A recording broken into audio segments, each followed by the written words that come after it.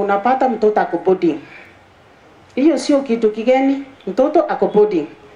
Kesho ndio anawanifungua shule Tuesday.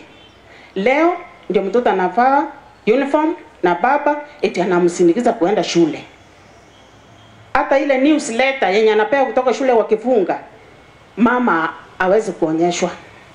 Kwa sababu atajua ni lini watafungua. Hiyo ni kitu yenye imefanyika. Baba anaenda na mtoto msichana form 1, form 2, form 3. Wanaenda mahali, anakomboa nyumba, anamnunulia uniform. Wanaenda, wanakomboa nyumba, anamtatia chakula, wanalala huko. Mnajua vizuri sana wakilala nini inafanyika. Hiyo sio kitu kigeni. Sasa kesho ndio anampatia ile uniform, ndio anaenda, akirudi kwa nyumba ananiambia nilienda safari mahali, kumbe ameenda kutesa mtoto wake mwenye amezaa.